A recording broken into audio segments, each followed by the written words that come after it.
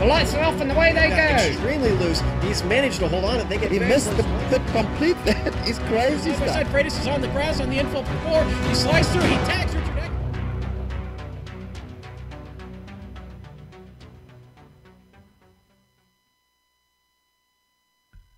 We float high above the green Virginia countryside, looking down at Virginia International Raceway, which this afternoon plays host to the Apex Online Racing's Formula Renault 2.0 Championship. This will complete the first half of this 12-race Season 6 campaign, and all the simulated open-wheel racing from both the initial 40-minute feature and the 25-minute sprint that follows can be seen live as it happens here on the Global SimRacing channel. From Old Dominion, hello and welcome to GSRC's Countdown to Green. Way up in the press box to bring you our Word's Eye view is yours truly, Bill Soupzon, along with Joe Peak. Down in the production van, turning the knobs and pushing the sliders is the proud graduate from the Institute of Pits Topology, the doctor himself, Amjad Yaman, and the cameras at his disposal have been located, aimed, zoomed, and focused by GSRC's camera guru, Dougie Beard. As cyberspace flows into your place over the next 15 streamy award-worthy minutes, GSRC will bring you all the storylines, all the stats and facts you'll need to fully appreciate the doubleheader format that the Formula Renault 2.0 Championship brings to this event that will immediately follow. And now, filling in for Sean Ambrose, who's on assignment, it is my pleasure to reintroduce Joe Peak. Joe, welcome. Thanks, Bill. The track the drivers are running today has been nicknamed the Mini Green Hell. Anyone who's driven VIR probably understands why it gets compared to the Nürburgring like that. It's winding, it's hilly, it's technical, and it's a pretty long lap. And if this all makes it sound a bit old school, that's because it is. This is its second incarnation, having been reopened at the turn of the millennium. But when it was first built in 1957, it was built like they used to do most tracks. Send someone out with a bulldozer, make a path, and then pave it. That impromptu method is what left us with this 3.2-mile, 17-turn circuit. Now, even though the walls aren't super close in most places, it's still a very punishing course. The amount of speed you carry in these Formula Renaults means off-course leaves you sliding across the slippery grass for ages, usually until you hit something. Finding a good balance with your setup will be a major player in who is fast today. But to show us just how a fast driver gets around here, let's go to the GSRC lap guide.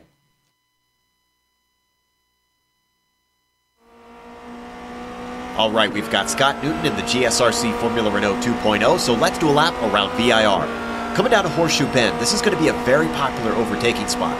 The draft will probably bring about a lot of side-by-side action into this first corner. What's tricky here is you've got to apex much later than you'd expect, and the track gets very narrow. Thankfully, this long hairpin opens up on the exit, and you can get your foot to the floor again. As the track weaves back and forth, you'll bring it off to the right and try not to dip your wheels into the grass for NASCAR bend. From there, it's a short burst to left hook, which sometimes offers a chance for a surprise attack, but passes will be rare and difficult. Don't track out completely to give yourself the best line through turn 5. It almost becomes one long arc that'll lead you right into the snake. In the Renault, it's easily flat out through this weaving section. Finally, you get a breather as you duck under the bridge, but then you hit the climbing S's. They aren't difficult in this open-wheeler, but going too wide will certainly be hairy if anyone tries it.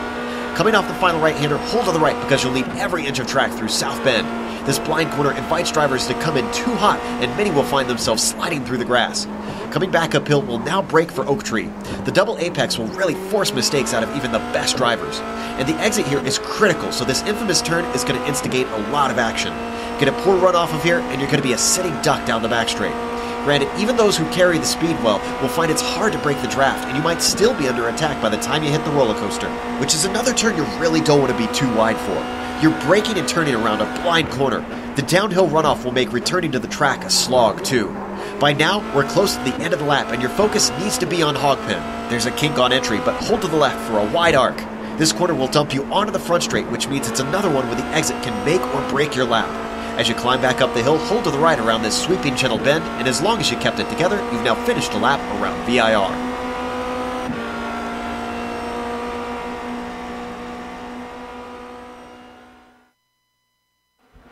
And there's a lap around VIR with Scott Newton on the wheel. Thanks to Apex Racing UK for providing today's lap guide. And now, let's quickly review what happened last round at Imola, where 31 drivers took the starting grid with Irishman Oscar Mangan on the pole inside of Christian Koch. Koch followed Mangan around the track for the first 6 laps until Koch picked up some damage and was forced to pit early. He eventually crawled his way back to 5th. Most of the excitement was generated by mid-pack and back markers. Row 3 had the most success with Michael the Oven Mittner climbing from 5th to 2nd and Rene Oosterkamp following him through the field to go from 6th to 3rd. But it all happened behind Magnan, who went wire to wire to pick up his first race win of the year. 19 drivers finished on the lead lap, with Mark Usher being the last in line, earning that top-tier driver pole position in the sprint race.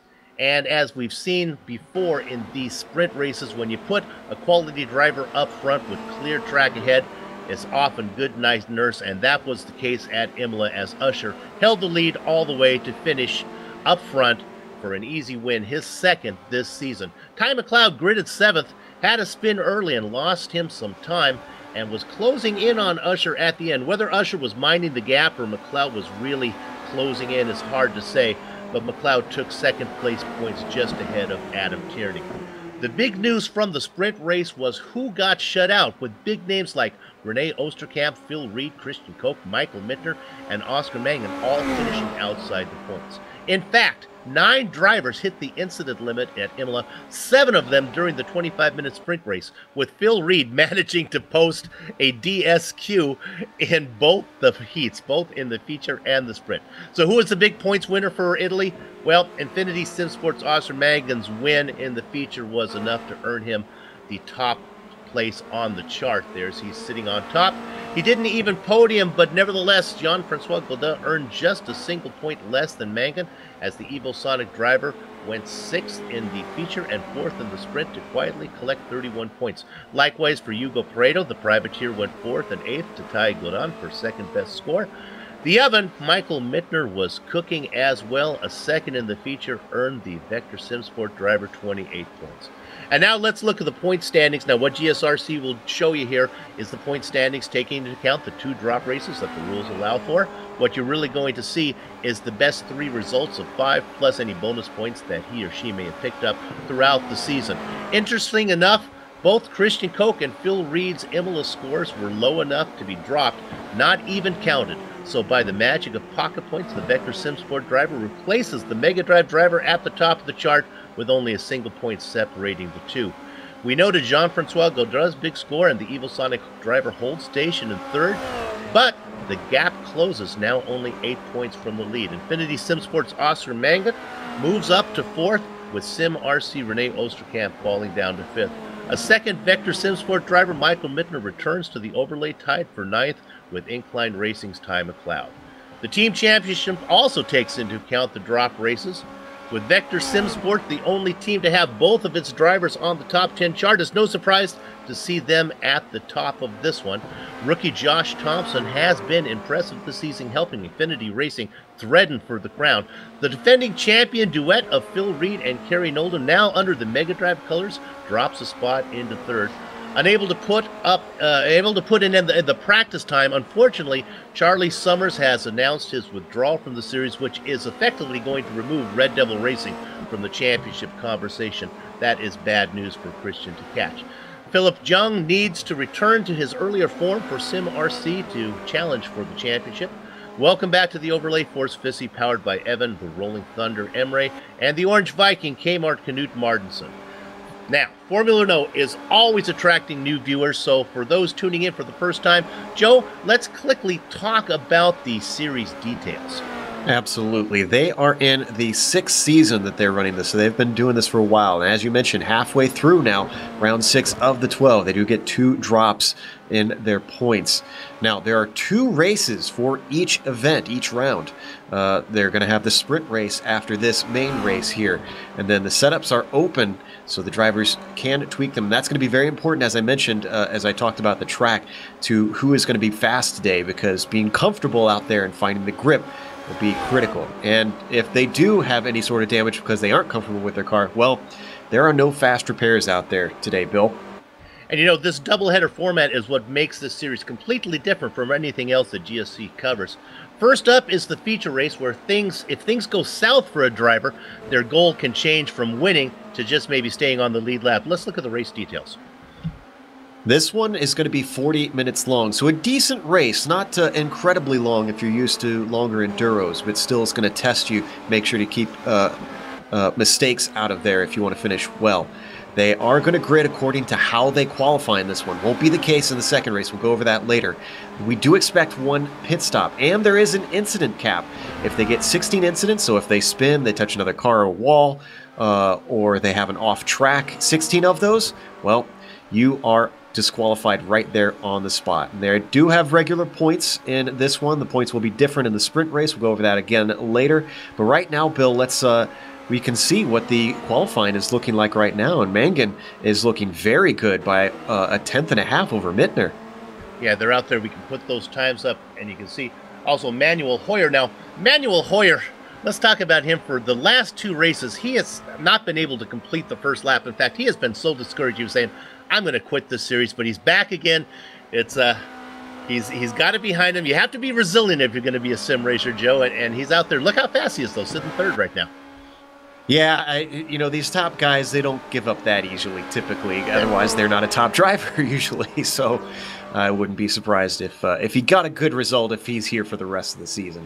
So we can leave those up a bit as we watch them switch a little bit. Let's talk about the track here. And so many of these races, because the competition is so close, so many of the races are decided by the longer pit stops when these cars, these little fragile Renaults, pick up damage either from the curbing or going off track. How does VIR look for that happening? It's a bit weird, Bill, because the curbing's pretty flat, so it's really not an issue. It's not going to cause you damage if you hit it, not directly. Now, I would advise staying off the curbs in many places around this track because it's going to upset the car badly.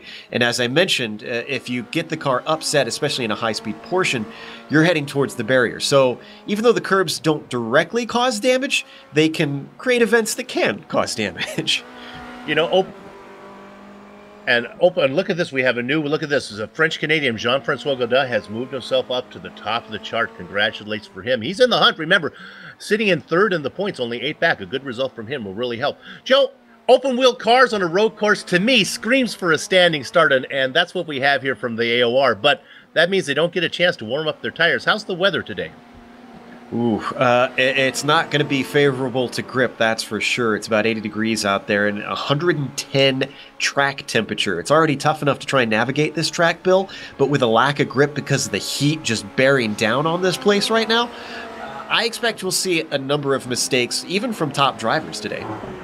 You know, we saw the incident cap play a big role. As we mentioned, 9 drivers actually got DQ'd, 7 in just the 25-minute race in that sprint race.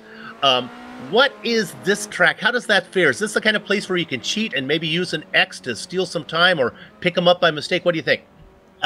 There's a few places where you can have a little off. I really wouldn't advise it because you run the risk of hitting a number of bumps that are in the grass that can send you flying if you catch it just wrong.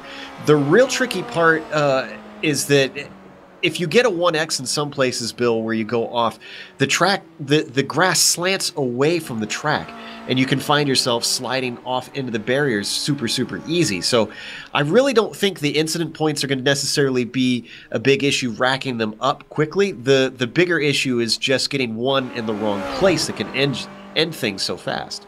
Let's get one more question in before we go to the grid. Joe, if you're going to join the two-dimensional fans out here today, where would you want to buy your ticket for? Oh, boy.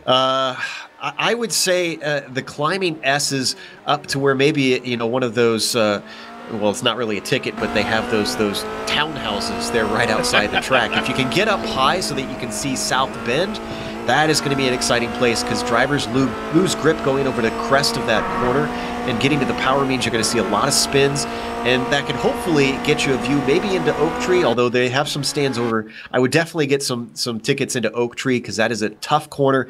Getting the power down out of it is going to cause some great chances to get some runs down the backstretch. And the last place I really think is ideal is into Turn 1, of course. Best place to pass around this track. All right, let's go to the grid. We'll do it a row at a time, Joe. If we hustle through it, on the front row, it is Jean-Francois Godin, Christian Koch outside of him. Oscar Mangan in third, followed by Michael Mittner in fourth. Row 3 made up by Manuel Hoyer and Ty McLeod. Then in seventh, Renee Osterkamp, followed by Christoph Holstein in eighth. Rounding out the overlay, Enric Andre and Scott Newton. Starting 11th, it's Kerry Nolden and Phil Reed starting 12th. Baker does the spot. Adam Tierney inside of Daniel Morris. Christian Tkach in 15th. He's going to be followed by Evan Emre in the 16th position. It's Patrick Kessler in 17th. She almost won the sprint race last time out, and we're talking about the little bird Sarah Dove in 18th. Knut Martinsen starting 19th. Eunice Vastamaki will be in 20th. In the blackjack spot is the magic one, Darren Potter, Alexander Baldo outside of him. Erka Lindstrom starting 23rd. Stevie Chambers will be behind him in 24th. Patrick Jung teamed up with Renee Osterkamp in 25th. Silvio Hurt in 26th. Lois de Rijk starting 27th. Rounding out the field is going to be Dennis Andlauer in 28th without a qualifying time, Bill. Andlauer, a new driver to the series. 28 drivers on the entry list. 27 were able to put in qualifying times. But all the attention now is going to be focused on the French-Canadian, Jean-Francois Godin. He sits third in the points, having one of his best seasons. He is a former champion. As the grid up there, you can see still a couple empty spots waiting for everybody to grid up. And credit to Phil Reed singing Country Road out there. I always think the same song when we come out here to VIR. Especially since he's not from the States. That translates all the way across the pond over to England. You can hear the engine start to harmonize now. Oh, somebody got a quick jump, I think, unless I saw a mistake. But it looks to me as the car in 5th position, and that was Manuel Hoyer. Is he going to get a black flag? We talked about him having a bad first opening lap. I think it may have happened again. Meanwhile, that's all happening behind our leader, which is right now Jean-Francois Godin. Koch is in 2nd, Mangan in 3rd, and there's problems going off. Oh, it's Hoyer again. You're right. Just Hoyer having a nightmare of a season this time. He does get back on without hitting anything, but that's just going to add insult to injury. We got a car off Erka Lindstrom. Lindstrom is off. We'll come back and probably get that when the opportunity affords itself. Sarah Dove, the other driver involved with Lindstrom, as they go to the back of the pack. Meanwhile, the rest of the field has gone single file now as they start to work their way through 8 and 9. These sweeping little, I guess they're kind of S's here as you go up into 11, coming up to Oak Tree. Yeah, you definitely want to be single file through there. Now, granted, these cars grip very well, and you can get too wide. It's just going to make it very awkward. This is what's really difficult, is the braking, the double apex for Oak Tree, Bill. It really produces a lot of mistakes. Probably our best passing zone, at least what we've seen in the past. They work down the back straight, heading towards the roller coaster. Now, as you're watching Koch trying to run down Godin, Godin's sticking to the right-hand side of the track. Then he comes across, that's just the natural racing line. There he comes across, so he gets that good angle in. Looking at the whole thing as Oscar Mangum back there in 3rd. They begin to distance themselves a little ways back to Ty McLeod. Oh, Mittner getting together with, it looks like that is Renee Osterkamp. He gets shoved off, and Mittner trying to regain ground. He loses a ton of places, and always got cars barreling down behind him now. We'll look at this one. Osterkamp, of course, in the familiar yellow-colored car. There's Mittner. That's Osterkamp on the outside, Mittner on the inside. They get together. Now, he gets it gathered up. The question is, how much damage did that fragile Renault get? You can see just how much the car is bouncing over the grass. Now we're going to replay the start, and the car to watch is Manuel Hoyer here. He got into the problem. That's Hoyer off in the grass. You can see his problems. And then maybe we can go up to Lindstrom and Sarah Dove, because that's going to happen right there. There you see those two cars getting together as they go behind the trees. Yeah, I think the checkup that was caused by Hoyer going off is what kind of eventually resulted in those two coming in there. You're going to see it here. Everybody is just trying to back up and stay out of trouble, and eventually someone doesn't get the memo whenever that happens, Bill. Now, as is, we're looking here, something has happened to Christian Koch while we were gone. He has fallen back. I'll see if I can get a replay. He was running in 2nd position. Did he have an off? Or am I? He did. He outbraked himself into turn 1. He was trying to fend off Oscar Mangan, and maybe didn't quite see how close he was getting to Jean-Francois Godin. He almost got into the back of the leader. Now, speaking of Oscar, he has really closed the gap, Bill, on Jean-Francois. Yeah, Oscar, a very, very, very, very competent driver, picked up a win last time out in the feature. And now we're going to see as Newton has had an issue. Oh, and a driver behind him as well, Yunus Vastamaki, goes off. That was unrelated. Newton just outbraked himself into the roller coaster. Let's see which replay we're going to here. Looks, yeah, this is Newton, and this is really tough getting onto the limit here into the roller coaster, Bill, because it's curved braking, and the exact same thing happened to Vastamaki too. Just side by side, you're already on the edge, and it's so easy to lose control. And there you see it. Now, so far, attrition, at least we have avoided the big one. We've had a handful of little incidents, but so far so good. Vastamaki, was he on his lid? Oh, it looks like he got together with another car. That was Lawrence de Rijk. De Rijk comes back out onto the track right in front of him. Wow. And this is a good example of what I was talking about. De Rijk, he went wide at Hogpen. That's one of those that bends downhill once you get off track. And that's why you can see just how far back he's coming back from. And that was a big no-no, Bill. You got to be careful when you're coming back to the track to make sure you blend. It's like the highway. You can't just jerk out into the fast lane. Especially not right smack dab in the middle. That's a tough one. Okay, let's catch our breath for a minute. Our timing and scoring is going to be a little bit off, but let's look at Jean-Francois Godin. He's going to say he's in second position. He is our leader. He's opened it up a little bit on Magda now, about a second. A big gap, almost a second back to McLeod, racing in, I believe, in third. Let me double check. Yep, that is correct. Yep. There we go. So our timing's a little bit off because the troop drivers took a tow. Koch and Holstein. Now, Mangan has had an issue. He's gone off at the same place we just saw before. This is coming through Hogpen. The temptation is extremely great there, Bill, to try to get on the power early because this is such a long straightaway. And you can see what it does is you understeer wide. And I can't reiterate it enough. Once you're wide, there's just a long wait to get back to the track, and it cost him so many spots. He's down in 6 now. Did a good job of getting it straight and coming back on, kind of merging back onto the track. He merges back on in front of Reed and Enric Andre. Let's look at that battle. That's probably the best one up front right now. A battle for 6th. The car up in front, kind of the light colored car, white and light blue. That's Mangan. Phil Reed behind him was having a great run this season, and Andre behind that. Once again, we come to these climbing S's. You can sometimes get a little draft. You can see Reed closing in on Mangan, but he's not going to have anything to do with it. And wisely, he lifts once they hit these back and forth uphill S's.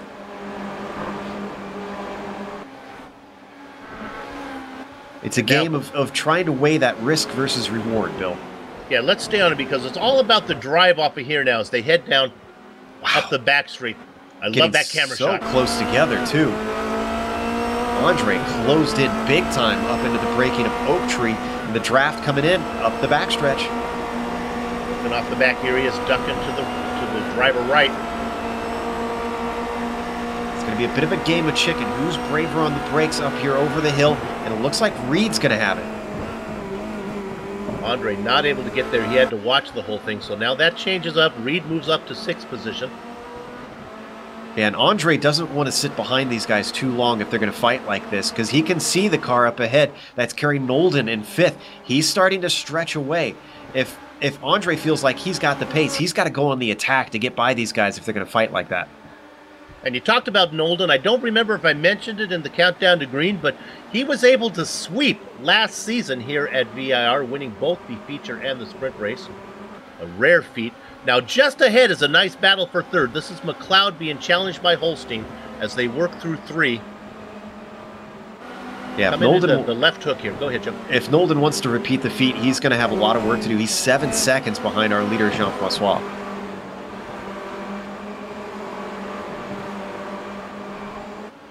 Now, with such a long track, the good news is I don't think our leader's probably going to have to deal much with traffic. That's good news for him, and also good news for the back markers. 25 cars still on the lead lap. Evan Emre in 25th. Remember, if you finish last on the lead lap, you're looking at a pole position when they invert the cars for the sprint race. Yeah, he's already got half a lap on Emre at the moment. Emre currently working his way through the snake, I believe, right now.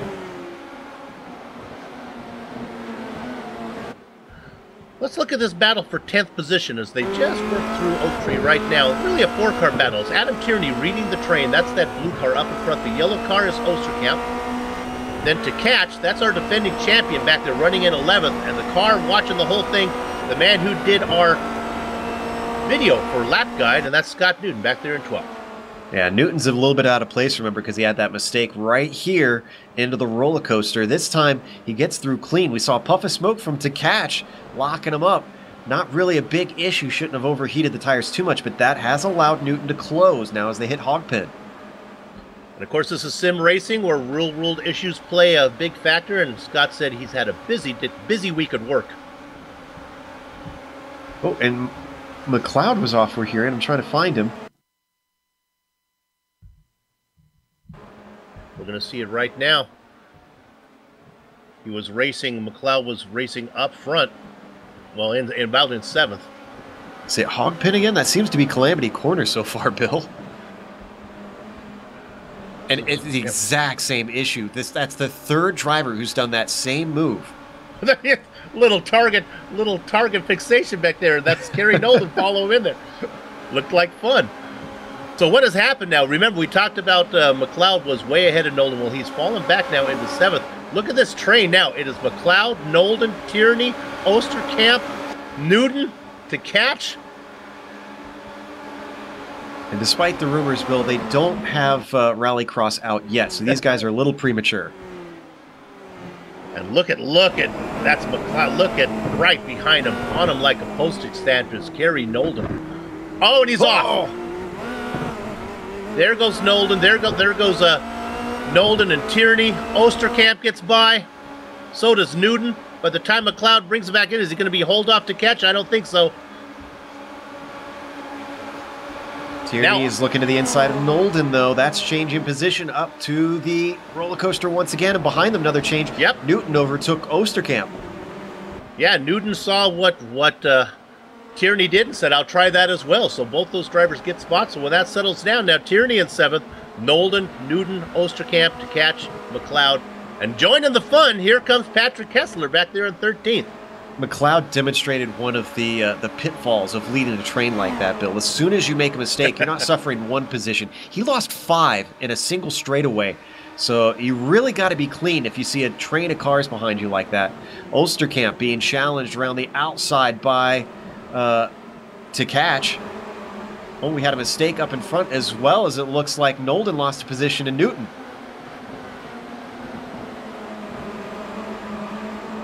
And we're looking at Osterkamp in the familiar yellow color machine. Boy, that's a great look at that. I love that gopher camera there.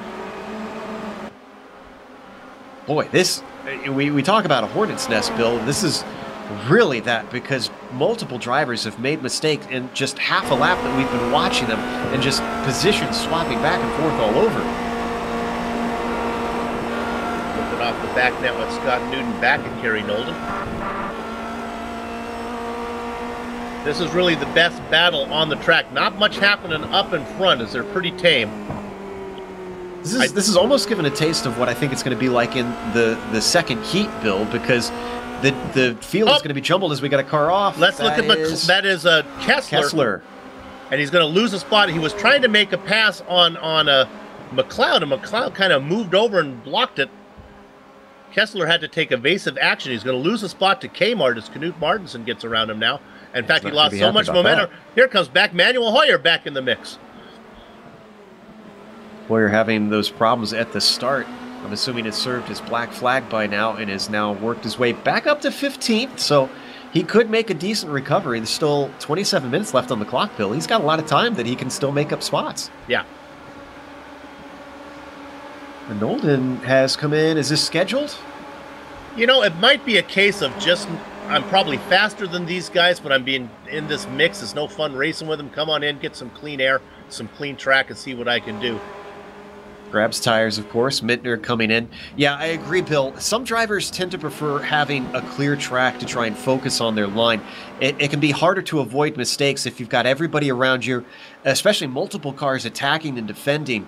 You've got so many things to focus on. You can miss your braking point. You can lose grip and go off. Now, if Nolden, and yeah, he's well clear all by himself, all he has to do is worry about his driving and nobody else. Unfortunately, I don't like his pit stop time of about 11 seconds. That's about 5 or 6 seconds longer than it should have been. I think maybe his trip through the Virginia countryside may have damaged the undercarriage of those fragile Renault that he was driving. And a small correction, he did not take tires. He was up on the jacks for what you just mentioned, Bill, just to get repairs. Didn't know they did that in iRacing, actually. Yeah, that's one of the indications that we have learned here. When they go up on the jacks, that's not a good sign for them. In fact, they don't like to take tires. It actually takes longer for them to come in than it does just to race what they got. Let's go ahead and look at third position right now. This is Christoph Holstein. And I want to talk about Phil Reed. He's having a great run. He is up 8 spots, and these are legitimate spots. Started 12th. He's our hard charger. We look over his shoulder heading up the front stretch. One of the difficulties of this track, and you kind of get a sense of it here, but not quite because you're even lower in the car in iRacing. There's a lot of blind crests through here, so if you come across problems or if you can't quite figure out where your turn-in point is, it can be tough to be accurate around this track, and that's why it's not just the long lap time that causes a discrepancy in lap times that you see around here. It's just the difficulty in being consistent. Now, here comes one of our guys who's running up front, and Osterkamp's in. I think he's going to have another long stop as well. Comes back out, is going to put him into 16th, just behind Nolden. And he was in that group, I'm pretty sure, wasn't he? Yep. Nolden had an 11-second stop, 11.1. Osterkamp's 10.9. Both of those about 6 seconds longer than they should. This is in comparison to somebody who had a fast stop that didn't have damage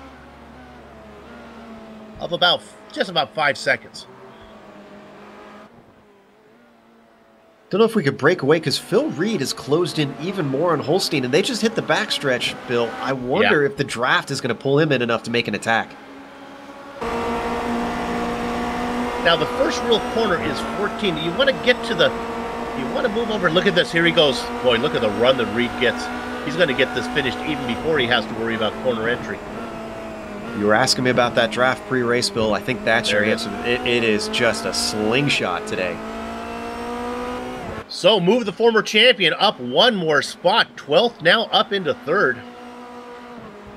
Let's give you an interval back to Coke. It is 4 seconds to get to the driver in 2nd.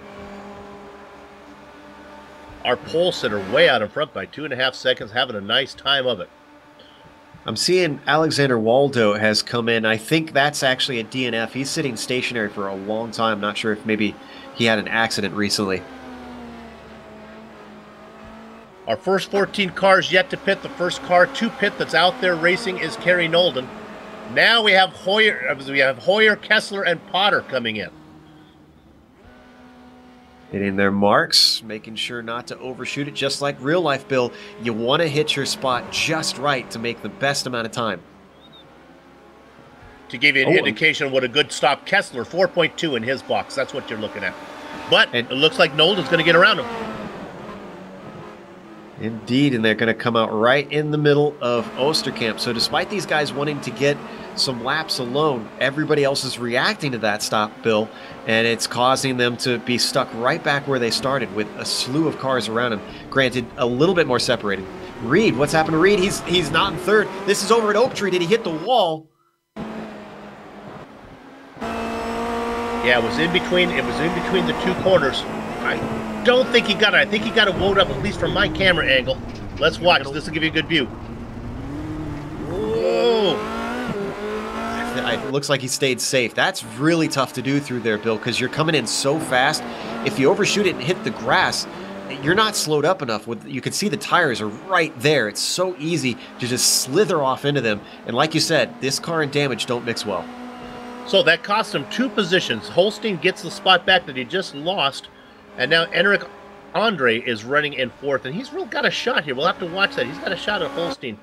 Again, I think it's all going to happen, Joe, after 11 and 12 Oak Tree there, where they go down that long back straight. Reed has come in for his stop. You can see the Mega Drive driver hitting his marks. Oh, no, he didn't. He had to back up.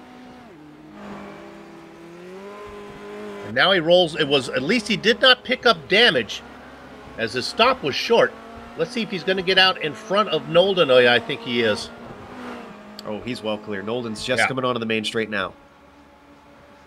Question is Time McLeod. He's stationary now. Nolden goes by. McLeod still there. Yeah, they're all rolling by now. Hoyer, Kessler, yeah. Did McLeod run into something? His rear wing is looking less than ideal. Yeah, he's been in there for over 25 seconds now, so that's a tough one for him. Going back to look to see what happened to McLeod. Maybe this is just all damage repair? Oh, he actually was banging wheels with Knut Martinsen a couple laps ago into the roller coaster. I think they made contact twice, it looks like. I wonder if he got suspension damage because they touched wheel to wheel. Let's go to third real quick. This is the pass we're going to see here. This is Holstein being challenged. Holstein in the blue car. The darker car, that's Andre making the passes. He moves up to third, so Holstein lost the third position to Reed, then got it back, and now he loses it again to Andre, so he falls back to fourth. It's not over yet. Coming on to the front stretch. This is another place where that draft can come into play. Holstein's not moving over, though. I don't know. Why is he holding to the outside here? Yeah. Look at the line that Enric took there, that defensive line. The front stretch is curved, Bill. I'm sure most of our viewers have kind of noticed that a little bit. It's just got a slight slant all the way down it, and you want to hug the inside to give yourself the shortest line. It only makes up a little bit, but it still makes a difference. Holstein's missing out by trying to hold off to the left side, especially since he wasn't in the draft of Andre. I'm not sure about that. It's almost like he didn't want to do it there. Almost like he feels, I know where I can get it easier to do it down the long back straight. But look, oh my, good look, because Andre start to pull away now through the technical section. Clearly, Andre likes the snake a little bit better than Holstein. Phil Reed has been in and out. He is the leader of all the cars who have pitted. He is ahead of Oscar Mangan.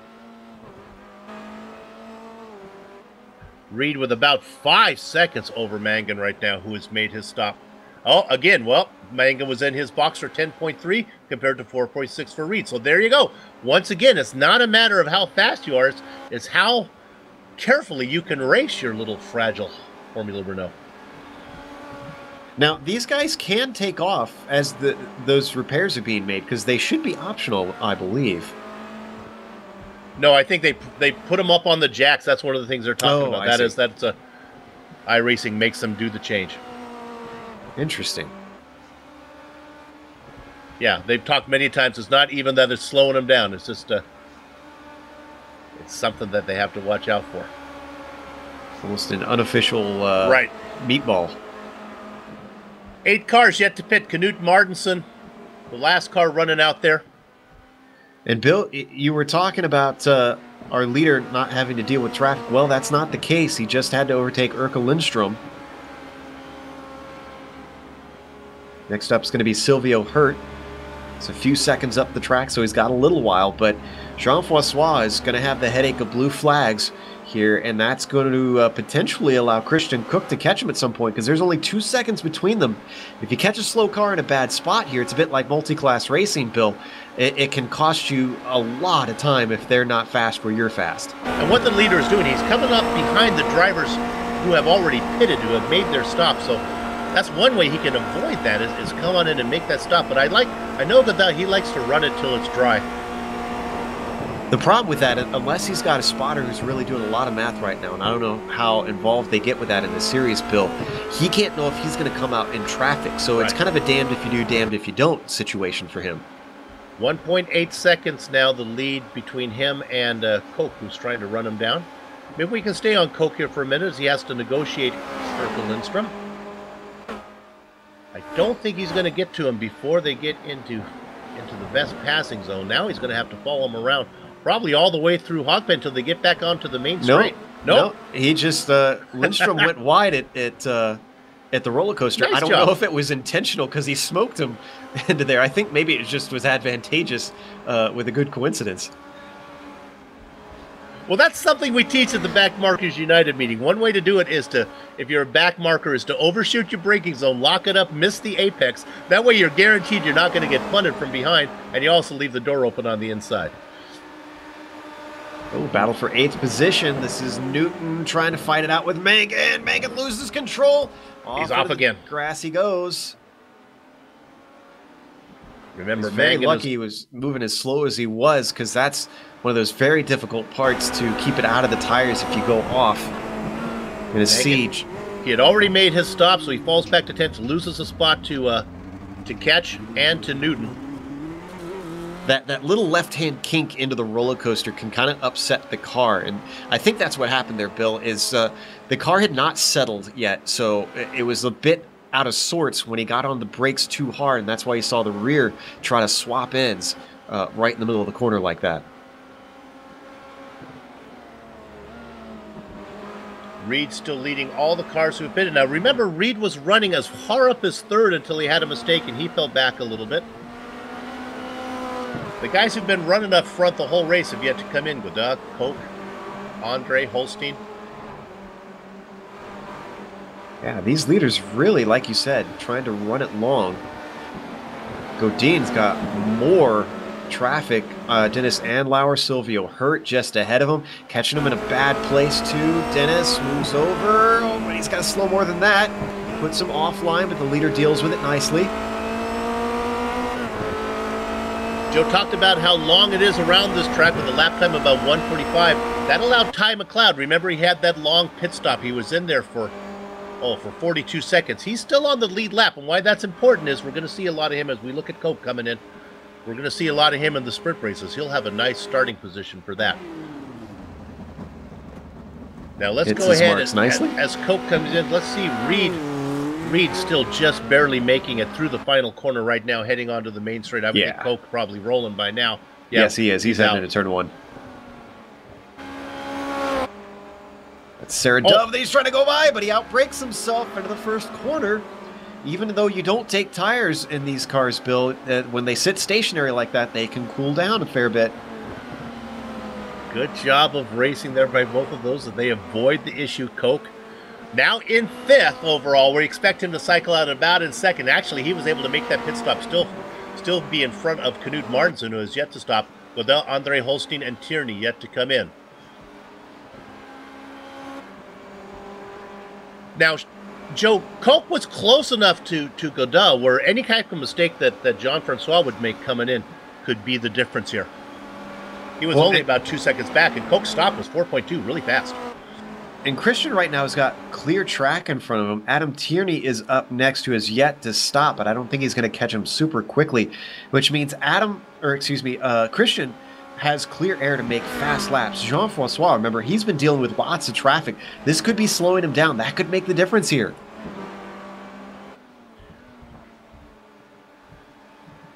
Looking at Adam Tierney right now, running in 4th, and yes, he has yet to pit. One of the 5 cars that have yet to pit. That includes Knut Martinsen running in 6th.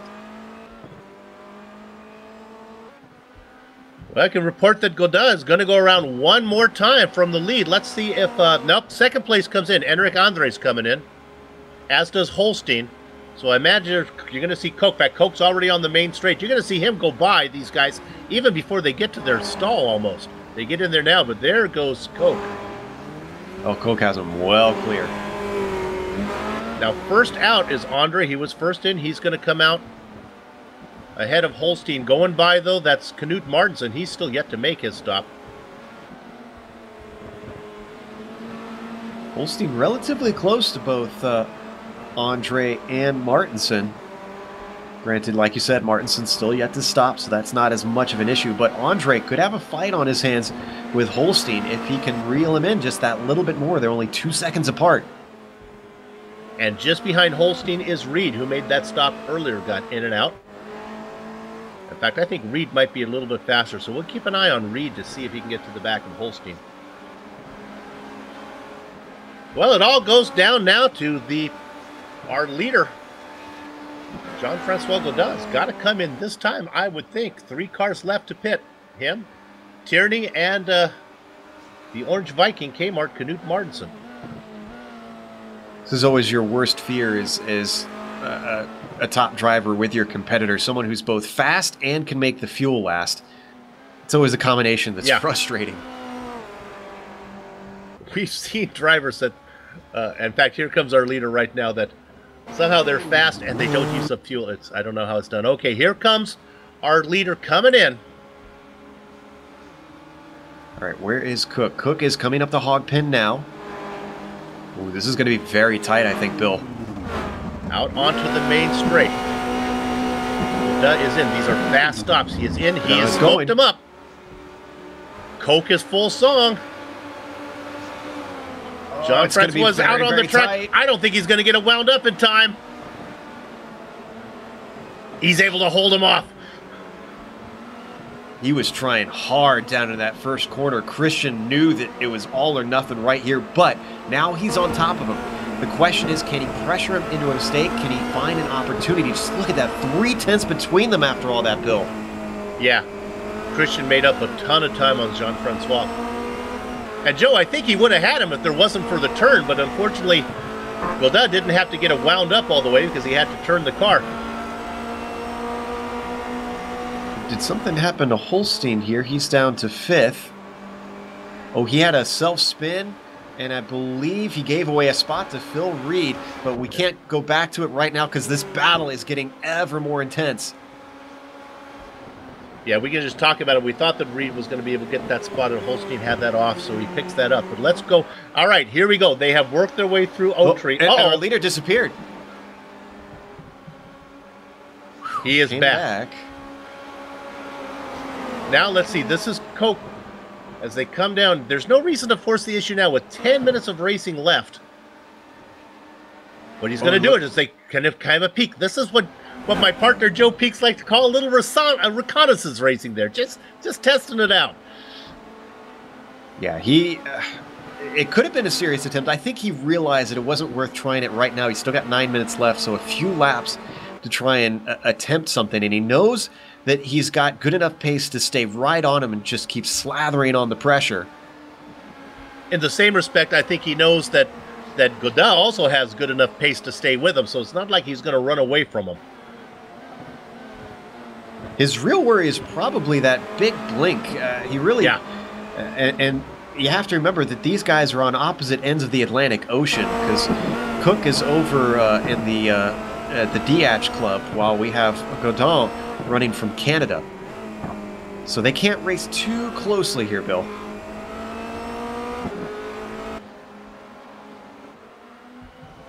Let's go look back here, kind of mid-pack. We're going to go to, I guess we're going to look at Tierney, or this is Newton we're going to look at. Newton and Tierney in a battle.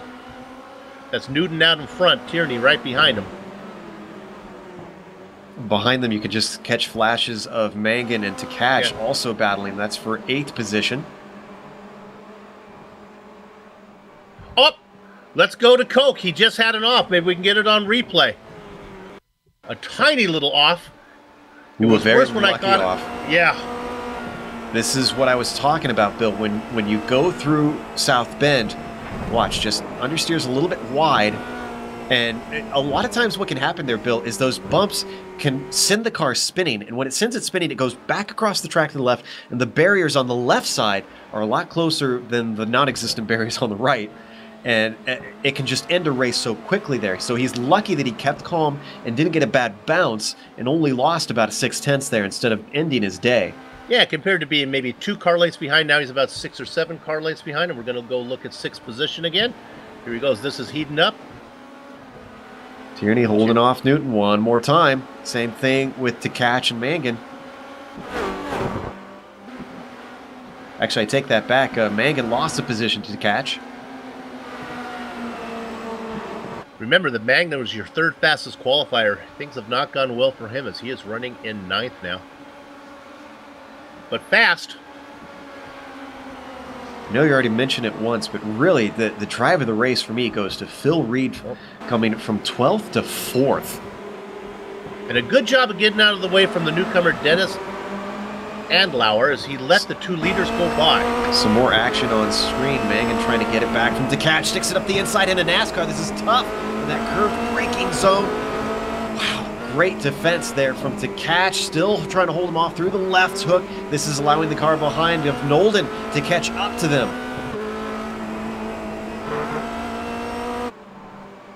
Got to be careful. Nolden will take advantage and take them both in one corner. This is they're going to go side by side through the S's. Oh, I don't see this ending well, Bill. They get it worked out. Wow, brave stuff from Mangan. And this is the best racing on the track. The battle up front has cooled off a little bit as Coke has to still try to run down after that mistake. Look at this! Mangan just dips a wheel into the dirt, and that cost him the grip that he needed to try and accelerate out of Oak Tree. That loses him 2 spots. Nolden, in the meantime, might take 2 spots in one corner here. I think so. He's going to have to do it around the outside of the roller coaster. Can he be braver on the brakes? Yes, he does. Yep. Can he get it wound up, though? Down to the apex. Nice job by Carey. There's a little left-hand kink there, a little bit right before you get to 14 that allows that pass to be a little easier to make. Nolden moves up to 8th to catch in 9th. Don't give up on Mangan, though. He'll be back. He's plenty fast. You and I must have different driving styles. That kink makes it a lot harder for me. I don't know about easier. Well, I think if it kind of puts you on the inside a little bit on the preferred line before you have to do it. Makes that going around the outside, at least what it looks like from here. I'll have to have you try that pass, Bill. It's not as easy as you think.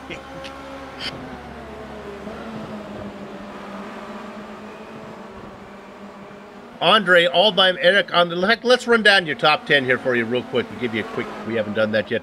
Godin and Coke in that battle. We'll see if we can get through this top 10. Oh, no! There he's off. Can he stay off the tires? He does. That's all it takes, Bill. And once again, it's in South Bend. I think he touched the curb. You're going to see on the replays, it comes around, just that right-hand side got a little upset being raised up off the ground. This car is so dependent on how close to the ground you keep it. And when you lose that little bit of grip, he had to try and save it, like you said.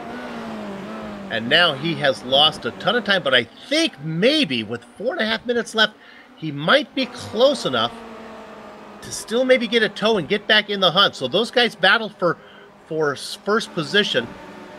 Third position, Enric Andre, all by himself. We'll hustle through here. Reed running in 4th.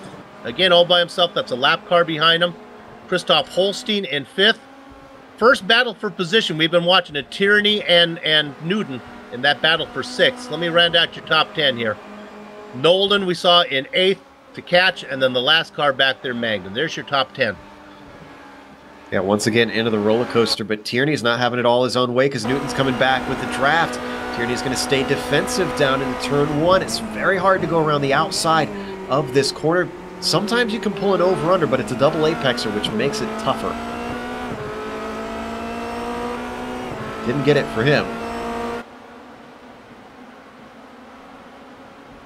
Godin, we can this report, Godin not able to close up much time on Coke. Oh! Up. Newton took a little bit too much curb there, and more spots slipping away from him. That's Mangan to catch, and Nolden taking advantage. I think we've seen more passes from cars where one is off in the grass if we had track-by-track passes right now. It's all about just not making mistakes here at VIR. If it weren't for the fact that I hate this track, it would be my type of track because my strength has always been just keeping it together. As to catch demonstrates, he's with an off there. That's going to put him side by side with Mangan, trying to go the long way around of Oak Tree. This is where he put a wheel off and lost a spot. Now he gains it back. But I like the car. Look at this, the car in the very back. This is to catch, trying to get a little bit of the tow. Newton in the mix too, as Mangan out in front. To catch, looking for somewhere to go. He has the head of steam. Can he find a place to put it? This is trouble brewing right here, depending on how aggressive they are. Oh, they back out, thankfully. Newton, though, and to catch, both trying to make up for those mistakes, Bill. You got to cool down after that, though. You can't immediately just let the red mist take the worst in you and put it in the forefront. You got to focus on driving more than you are trying to make up that time. Let's go up front for a second. With 2 minutes to go, he's been able to close it a little bit, and we're talking about Godin. I'd say he knocked about half the distance off between him and Coke now. It's down to just under a second, about 0.7 of a second. It's going to be white flag next time by, though. Unless there's a mistake from Coke, I don't see Jean-Francois gaining enough ground to have a go at him. What's interesting, they have the lap car of Silvio Hurt up in front. This is big news for Silvio. He would like to hold this position. It would mean a pole position for the sprint race as they work through Oak Tree. I think Silvio's going to get out of the way. I don't think he wants that pole position. Yeah. That means it could look like Erka Lindstrom is going to be running in 20th. It's going to be safe. Boy, that distance back.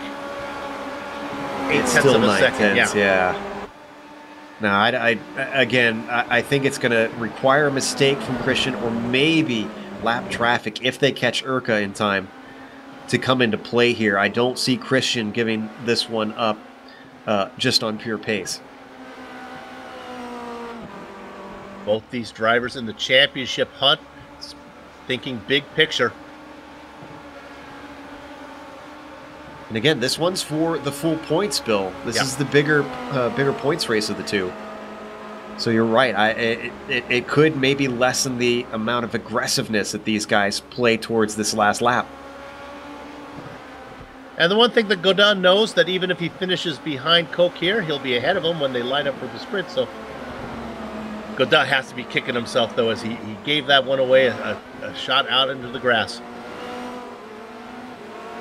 We'll stay on this one now, as this is the white flag lap. Yeah, this, like I said at the start, Bill, they call this place the mini green hell. It really deserves that reputation. It's one of the toughest courses in my mind, in all of iRacing. Just so demanding of the driver.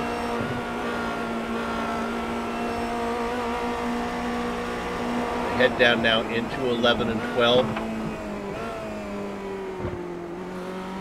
We can report that it looks like Silvio Hurt had some problems, but that's not important right now. We'll stay on our leaders. I think Lindstrom's going to be able to hold on to this. Yep. It's down to 0.6 of a second. I just think it's a classic case of too little too late for the French Canadian. They work through 14, 15. Through Hogpen. You can keep it on the pavement. Nothing between him and the checkered flag. Round number 6, the feature race of the Formula Renault 2.0 Championship. Give it to Christian Koch. Jean-Francois Gautard gets second. How about Enric Andre as well, coming home with a third? Nice podium for him, especially after starting in 9th place, Bill. Let's go back and pick up that Newton battle. In 9th, Newton is going to come across ahead of Tkach. And look at that. Is Mangan ahead of all of them? Yeah, Magnum's going to get the 8th position. Mangan gets 8th. Newton and Tkach, 9th and 10th. Manuel Hoyer, after that jumping the start penalty, is going to get 11th position. Kessler going to come home just in front of Osterkamp. And I think Erka is just now realizing he's got the pole. He's getting on the radio asking if he made it. And we've seen Erka there before. We've seen some drivers surrender that pole position. He's not one of them. He'll go ahead and race from up there and see what he can do.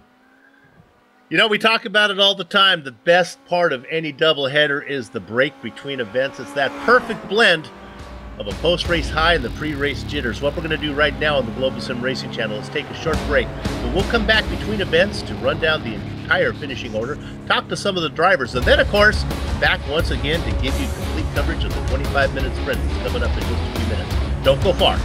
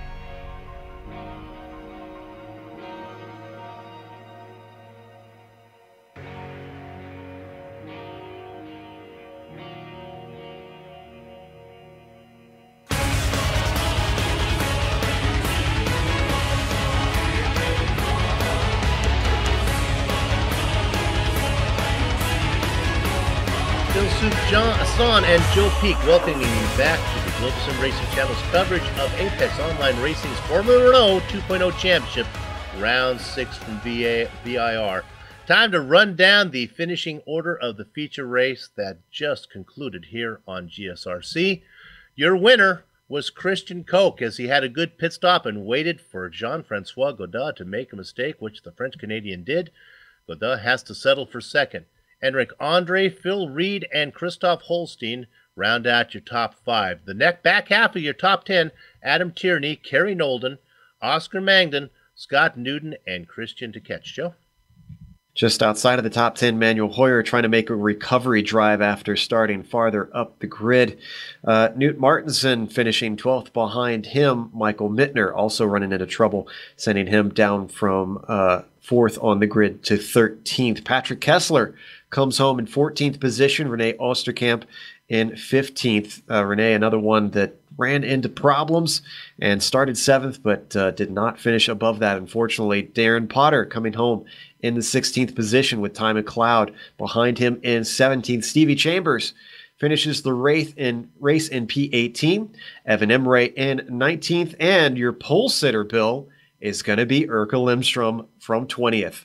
Ty McLeod, Renee Osterkamp, and Michael Mittner, some of the big names that we're going to see starting up front when they invert the lead lap cars. Silvio Hurt just finished off the lead lap. He's going to be starting in 21st position in the sprint race as he comes home in that position here.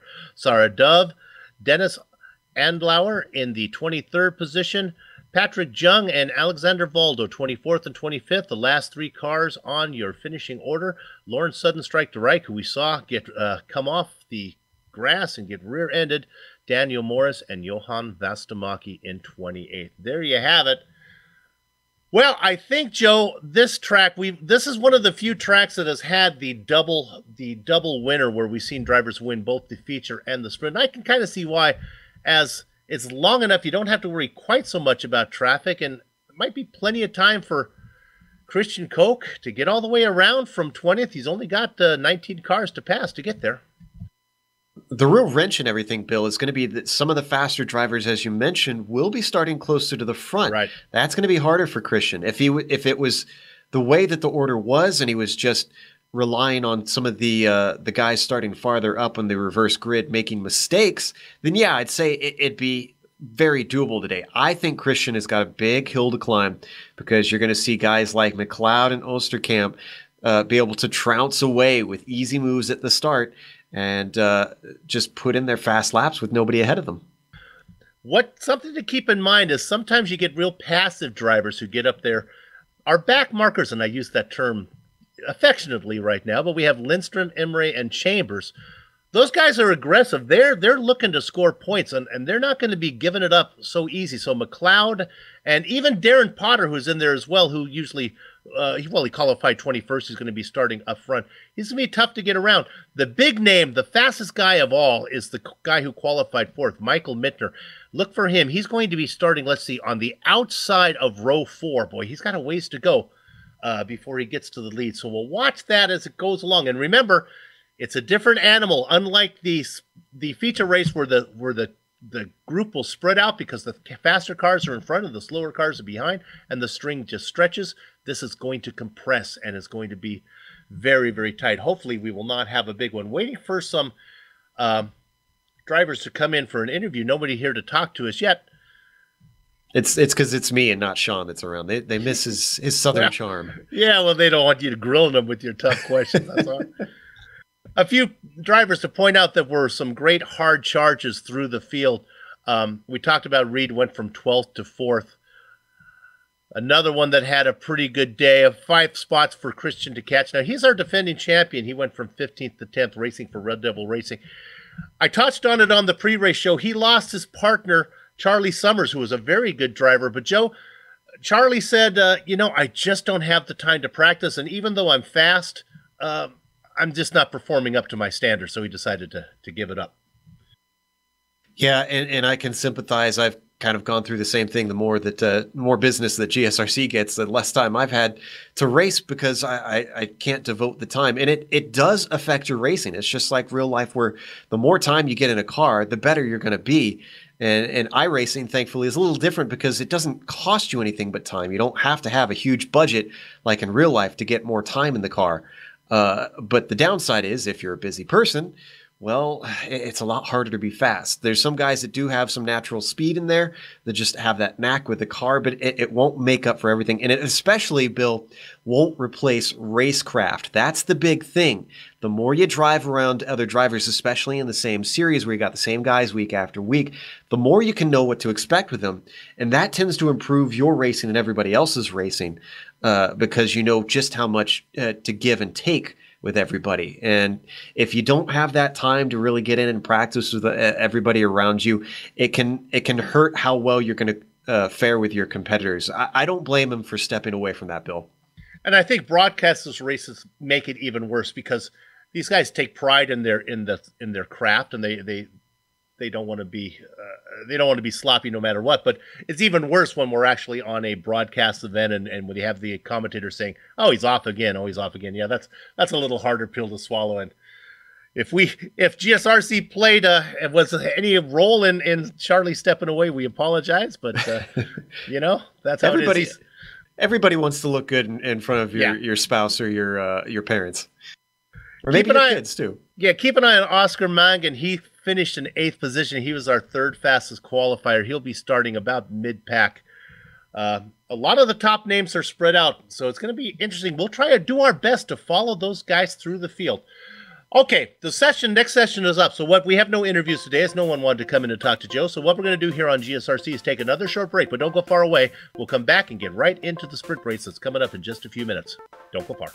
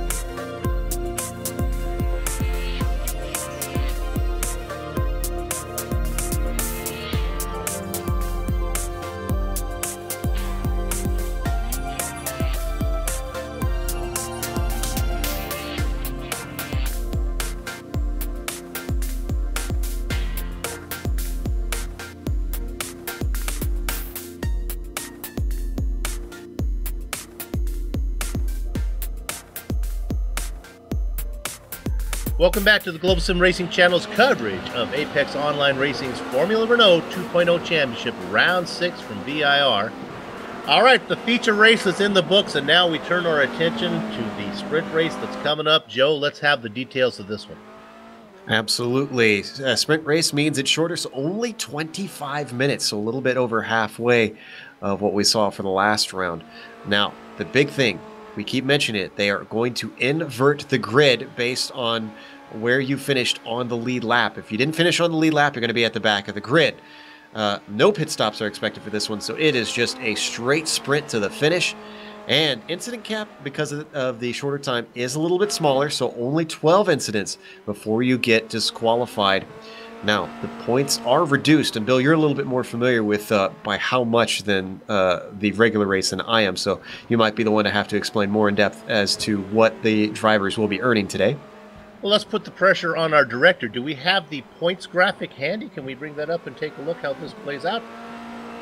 We'll see if we're able to do this, and we'll bring this up right now. It's about 1/3 the value.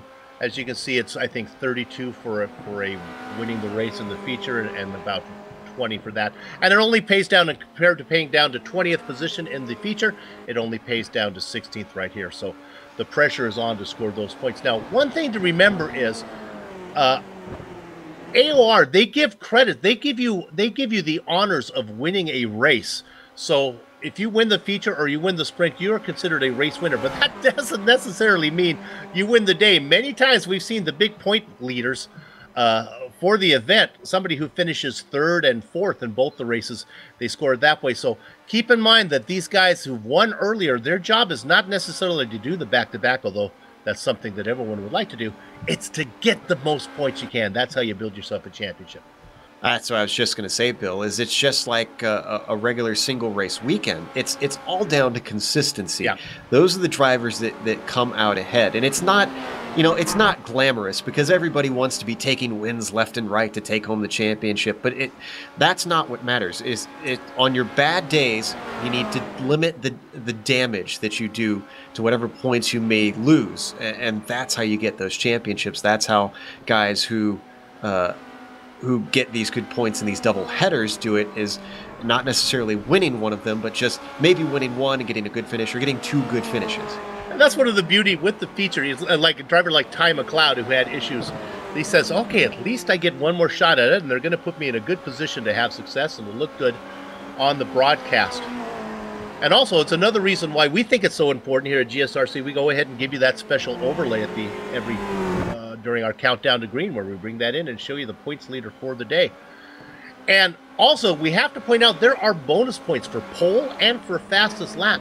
And this series, Joe, is notorious for having great point chases that come down to the final race, often determined by a handful of points where if you can win a pole or be fastest during the day, man, it really counts. In fact, an interesting point is Renee Osterkamp actually earned a bonus point for having the fastest lap in the sprint race last time, but the poor guy hit the incident limit, got DQ'd, and lost his bonus point. Didn't even get credit for that. So that was sad. Yeah, I know, that is tough. And again, when it comes down to the championship, those kind of things matter, especially when we only have 12 races. We're halfway done.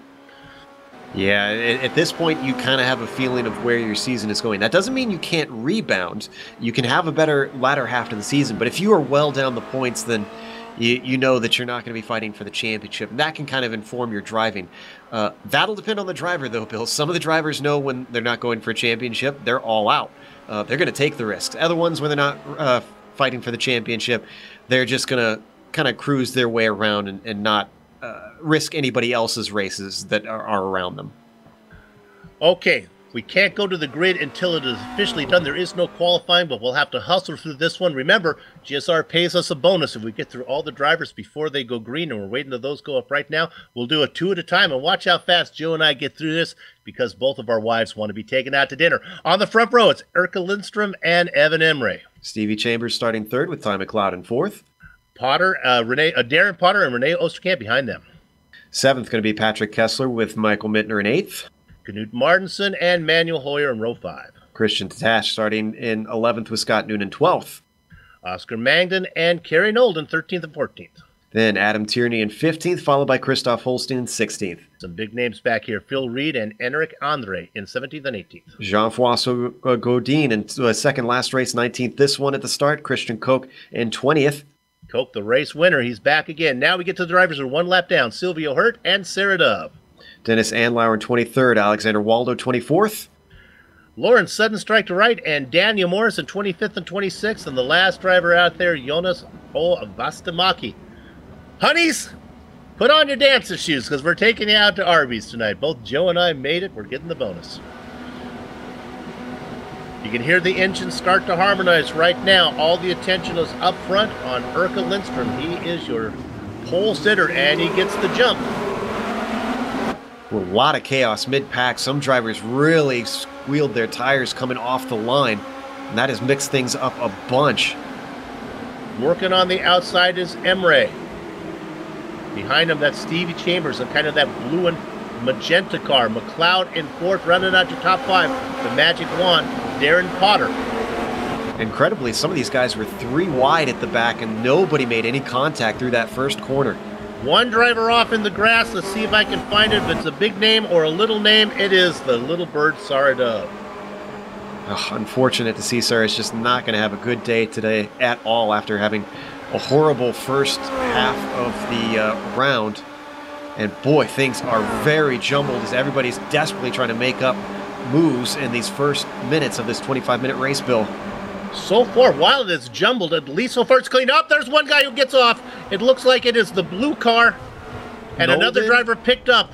It is Tierney was involved in it, along with Nolden. Oh, yeah, Tierney was the one that kicked that one off, it looks like. He got side by side with the car of Phil Reed and into the S's. Like I said, it gets awkward through there, and that's the danger you run if you try and go too wide through that. And Nolden was trying to skate by and just got clipped. There you see Kerry going into the wall. So the man who went back-to-back here at VIR last season, having a rougher time of it in Season 6. Oh, and Stevie Chambers goes off at the roller coaster, and he's not even attempting to come back to the track. He's just going to cruise out in the grass, let everybody go by.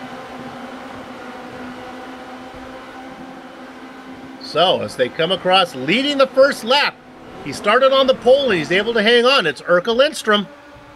Ooh, he's going to have a hard fight to fight. Ty McLeod is already up to third. He's looking at second on Emre. Also peeking in on the outside, this is Osterkamp. Osterkamp touches with Potter back there in corner number 1. Potter was aggressive on that one, almost shoved him to the outside, not wanting Osterkamp to have it his way.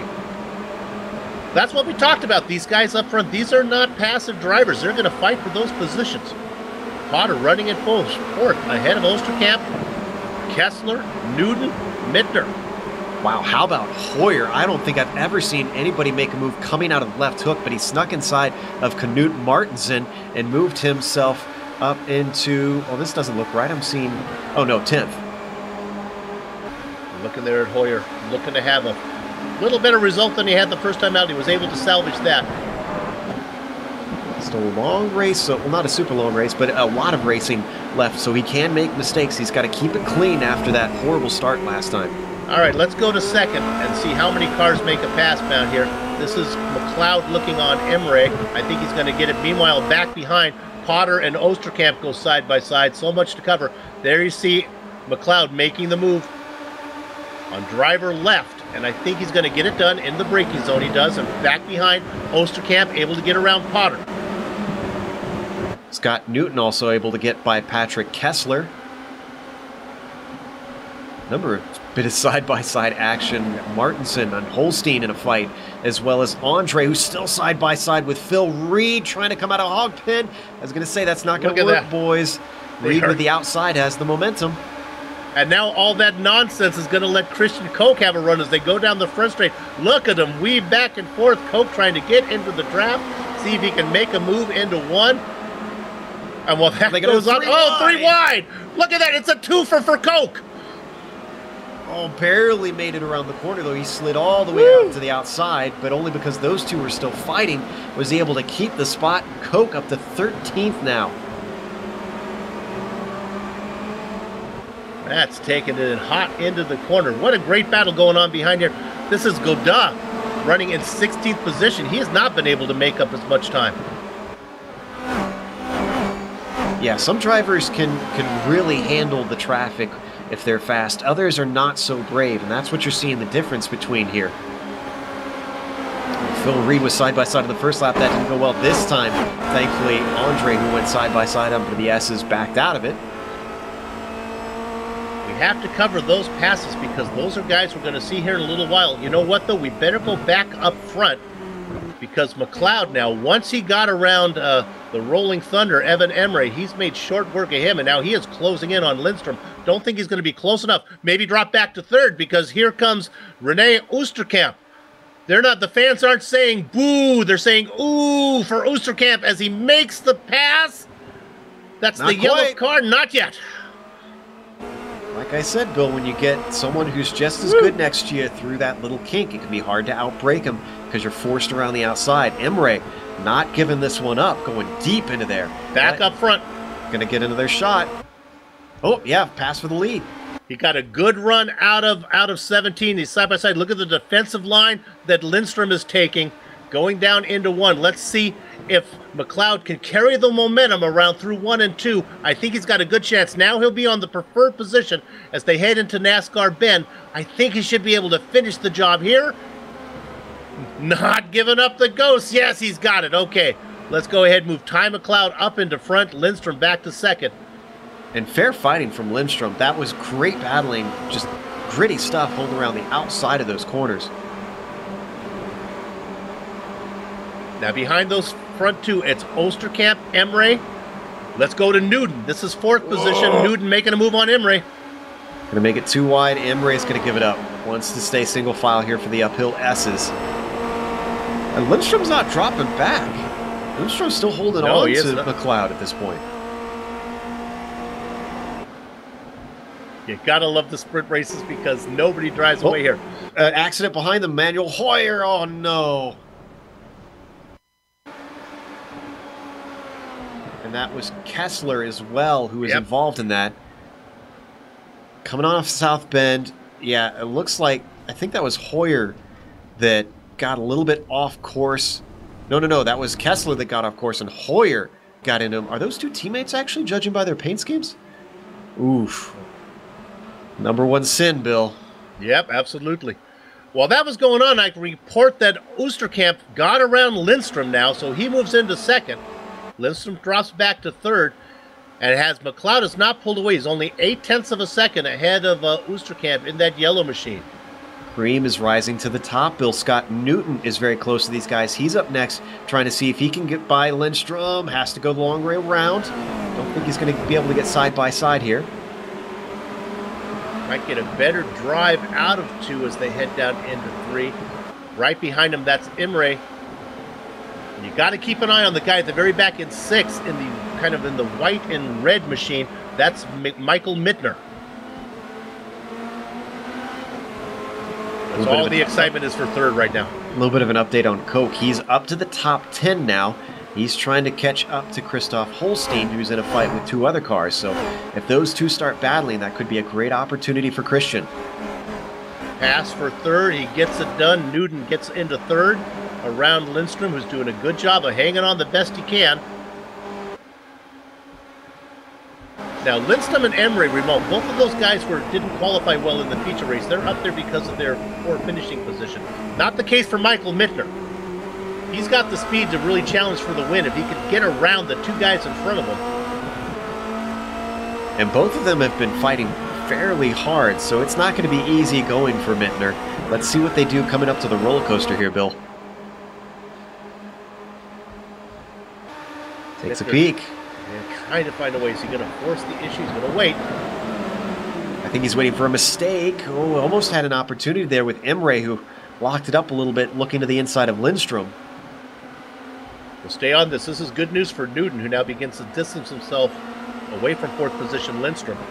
Mittner, though, really wants to. I think he's got a good run here as they come down. He's in the preferred position on the inside down the main straight. He should be able to get this one. In fact, he's even in the tow behind Lindstrom as Lindstrom stays to the right. Yeah, this was the smart move. See, what you want to do here, Bill, instead of trying to be on the attack into the braking zone with these guys, get them to defend, then get the run off the corner. It's so much easier to pass someone on a straightaway than it is in a corner. So while that's going on, let's drop back to 9th position. This is Holstein. Joe documented that Christian Koch has made his way up to 10th. Well, now he's working on Holstein right now. Oh, and that's the car in front. That was Potter. The Magic Wand had the wrong spell there as he has fallen back to 13th. I don't think anyone else involved in that one. Yeah, it looks like this is in left hook. You're going to see it here. Oh, and he lost it on entry. Unusual in these cars. Wonder if he took a little bit too much curb going in there, maybe.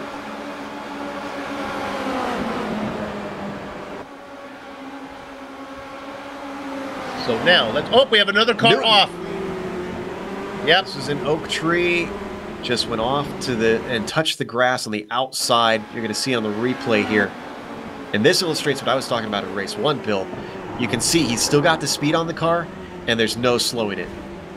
Just boom, into the tires. Now let's look here. This is Mittner making a move on Lindstrom. Here he comes. Michael gets that job. Fair play to Lindstrom. The 98 is still in 4th here, and he's got 14 minutes left to go. For a car that was the last one on the lead lap, this is a nice run. So here's how they run right now. Ty McLeod out in front by about a half a second over Rene Osterkamp, who's beginning to close in on him.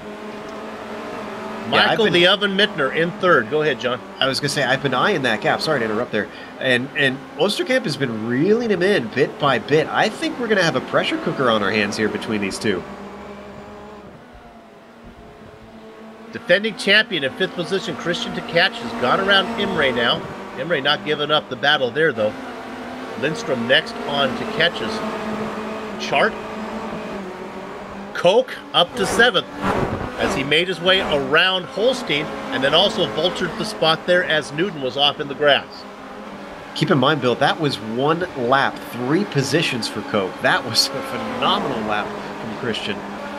Let's go to 12th position. And that is Jean-Francois Godin. He finished 2nd in the feature race. Not able to get through the field quite as fast as Koch. As he gets up there, that's De Rijk. McLeod has had an issue. He was in the lead, not so much anymore, and it's once again putting a wheel off on the outside of Oak Tree. Osterkamp just says thank you. That'll be a nice 2.5 second lead over Mittner. Mittner takes that spot as well. McLeod drops down into 3rd ahead of Lindstrom. Mistakes really seem to be the name of the game today, Bill.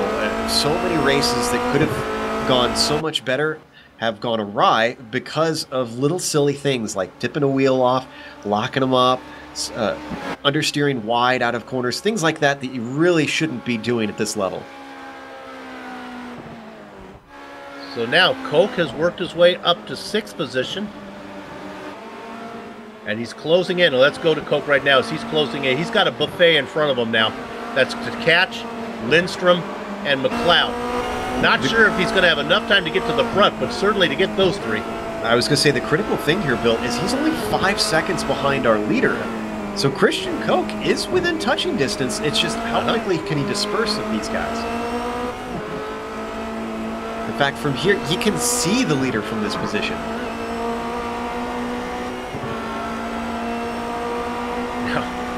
Of course, the going gets a little tougher. This is the defending champion ahead of him, Christian Tkach, who won last season. But look at the speed that Koch has as they go through that technical section. Just all over him.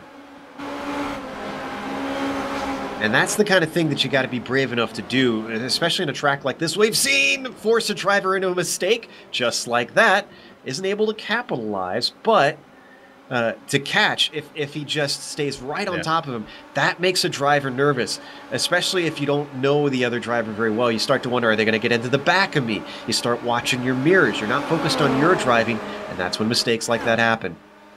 The catch is going to try to make the move on Lindstrom. Again, on the outside, this is going to make it real easy for Koch to try to capitalize here. almost made contact there, I think. Yeah, I'm surprised that Koch didn't try and stick his nose in. Yeah, when you move to the outside like that, you really leave the door open if it doesn't go well for the driver behind. Just slip on through. Koch's going to have a good run, though, out of 17. Now look at the defensive line. Now he moves to the outside. Catch to defend, and there's nowhere for Catch to go. Yeah, I was going to say he might have a pick on his hands. Now watch Mittner try to get the power down and see if he can drive off. He's going to get to Catch, and let's see what he can do with Lindstrom. Oh, he gets a little loose. Swings.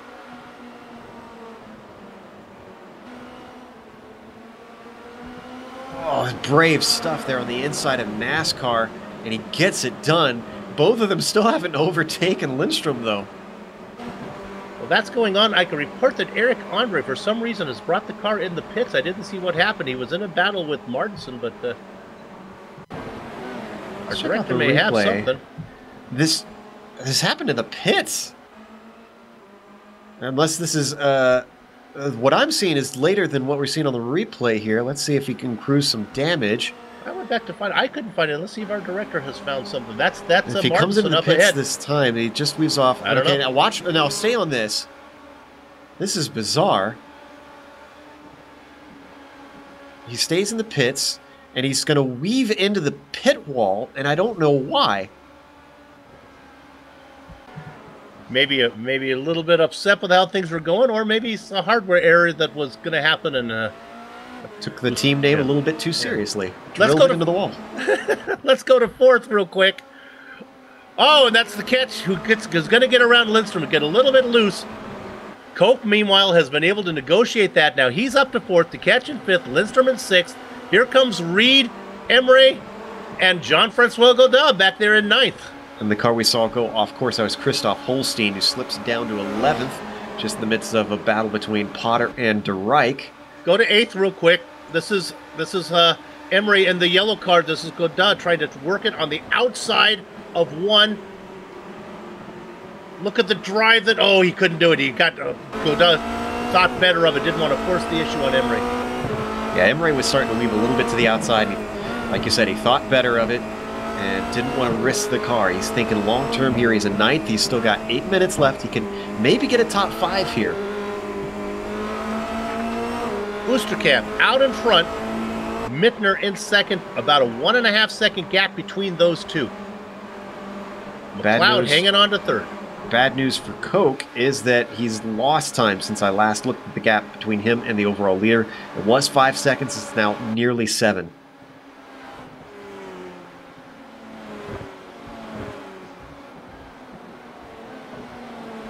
Look there at Koch. How about a fun battle, really not between big names. 10th position, Lawrence Sudden Strike to Reich in a battle with the Magic Wand, Derek Potter. Yeah, these guys are just behind that fight between Godin and Emery. So they're going to want them to get together. Meanwhile, 6 has been having a nice little back and forth as to Catch and Reed. Excuse me. Reed and Lindstrom, rather, I should say. Oh, did something happen to Mittner? He wasn't second. This is coming out of Hogpen. I don't think he hit anything. Just makes a mistake. McLeod gets the spot, and is Koch going to get him as well? Koch does, as does DeCatch. He did a beautiful job. I can't tell you how many times in my practice I got loose coming out of that corner and hit that inside wall like he nearly did. He just locked him up and put it in a stable position and then let it come to a halt and then got going, which is not the desirable thing because he lost a lot of time. It was the smart thing. Let's go to Godin. Maybe get this on replay. It just happened literally 4 seconds ago. He got into it with Evan Emery. Lost a little bit of time. Watch this. That's Godin, the white and red car, Emery in the yellow car. They just touch. Godin does a good job of keeping the car. I'm not even sure they touched. I was going to say that must have been the lightest of touches. And something happened to Holstein. Oh. Heading off. What corner is that? I think maybe just a NASCAR bend. So tough to brake for that with the curved braking into there.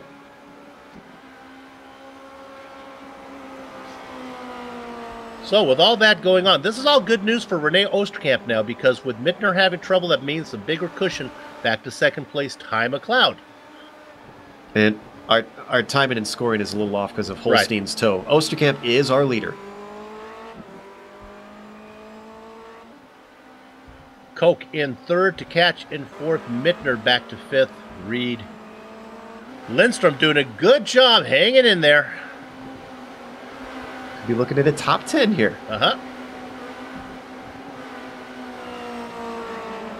Oosterkamp has got to be smiling at this point. Ty McLeod still 2.5 seconds back. Only 5 minutes on the clock. All he has to do at this point, Bill, is bring it home clean. A little bit easier said than done around this track, but Oosterkamp has no challenge, and he has no traffic. Dennis Andlauer is a little up the way, but I don't think he's going to catch him in time. No surprise that our big mover is Christian Koch, of course, as he runs up there, but Lawrence de Rijk running in 12th position, or actually running in 10th position, and looking on the back is Jean-Francois Godin is having a nice run as he started. De Rijk started 25th of 15 spots into 10th. Yeah, number of drivers really overcoming what would have been a difficult day, especially with windy as this track is and how punishing it is. 27 drivers took the grid, and only 5 of them are not on the lead lap right now. Well, Boyer, Bill, you want Andre Chambers, Nolden, and Dove. Go ahead. Would you like round 2 with Emre and Godin? Yes. He's caught him again. And Emre now has Lindstrom ahead of him, so we've got 2 of our hardest fighters for these top spots. Going at it, hand over fist. Emre, almost goes off track to try and get to that left side.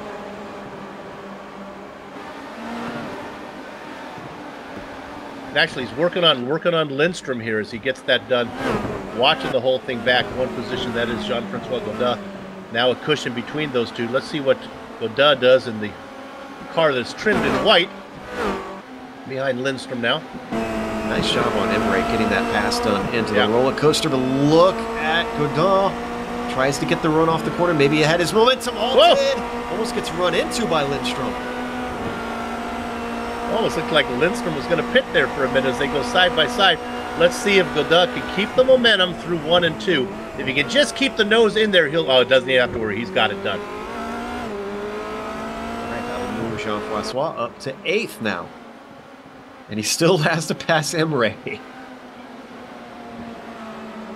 Godin finished 2nd in the feature race, and this is all about championship. He sits in 3rd in the points, only 8 points back. You just want to get whatever he can. Hey, maybe we better look up front for a minute. I know we only have just under 3 minutes of racing left, but now it's under a second. Is McLeod closing in on Oosterkamp? He is. He's closed about 2 seconds. And we have a back marker now that might play a factor, although Dennis Andwall are really good at getting out of the way, and he does it right there, but something happened to the right. Lawrence de Rijk lost it. Now, did he get touched? He did it right in front of Lindstrom. Oh, he was making the pass on Lindstrom. That's what happens. He's trying to get around Lindstrom. He actually got the pass made, just couldn't finish it. Well, that finishes it as he puts it in the nose. As nimble as these cars are, Bill, they don't like you jerking the wheel back and forth in high-speed areas, and that's what you saw there coming up through the climbing S's. Is he tried to get across the track a little too quick when there was a crest, and, well, when there's a crest, there's no grip, and off she went. Yeah. I think as our leader comes across the start-finish line right now with 1:46 left and lap times of about that interval, we're not sure. We won't get the white flag news here for a little bit later. But this could be really important because I would think right now McLeod would like, if he could have his choice, he'd like 2 laps to get this done rather than 1 because he's there now. Oh, Darren Potter with some big problems, along with someone else I didn't quite see who. This is coming out of Hogpen. Oh, that's Mangden, I guess. No, he got around Mangden. Oh, I think he managed to keep it out of the barriers. Yeah. Look close from my angle. I saw a bunch of smoke and him sitting by the side of the road. I thought maybe he had clattered into him. Meanwhile, 4th. Look at this. Side by side in the uphill S's again. That's Mittner in the white car to catch in the red car. They're hanging on. Those two managed to play nice through there. Meanwhile, up front, our leader just worked his way. Got a little squiggly, was Oosterkamp. Just worked around Oak Tree. But I think Ty is a little too far back right now. He lost a lot of time. Yeah, this is closer last time around. He's really got to hope they're going to get another lap here, because he's got no opportunities left in this lap without a big mistake from Renault, and nothing coming there through the roller coaster. We'll stay on the leaders just in case they put out the white flag. I would think we'd be seeing it any time if it was coming, as he works his way around Hogpen now, coming to the start-finish line. I'm not seeing it yet, so I think we're going one more time around. Yep. And now they're showing the white flag. Here we go. All right, one full lap for Ty to try and do something. And if these two are fighting, Christian Koch is only 4 seconds behind. So a big battle erupts, and now we got a three-way fight for the lead. Let's jump back. Let's leave that for a second. Let's look at Mittner in fourth. This battle continues with Tkach and Phil Reed. They work through NASCAR Bend, coming up to left hook. Phil Reed is the one of these guys who has come from the farthest back, 17th to 6th, and McLeod. He just got loose, and he hits it and rolls the car. He is done. Oh. Up into the snake. Oh no, too much curb once again, Bill. Yeah. That's a case of giving it all he had and a little more. A little too much, unfortunately. You got to bring the car home if you want that result. He's already slotted down to 18th. Goes back to what I said at the very start, Bill. The curbs won't directly hurt your car, but boy, you got to be willing to take that risk on as soon as you clatter over them. So that's another position for all the drivers chasing him, and moves Christian Koch up to second. He's not going to get the sweep, but I can pretty much guarantee a first in the feature and a second in the sprint earns you big points day. Meanwhile, René Oosterkamp, he gridded 6th, working his way through 17 right now. Nothing between him and the checkered flag. Round 6, the Formula Renault 2.0 Championship for Apex Online Racing. The sprint race goes to René Oosterkamp. Second place is going to go to Christian Koch.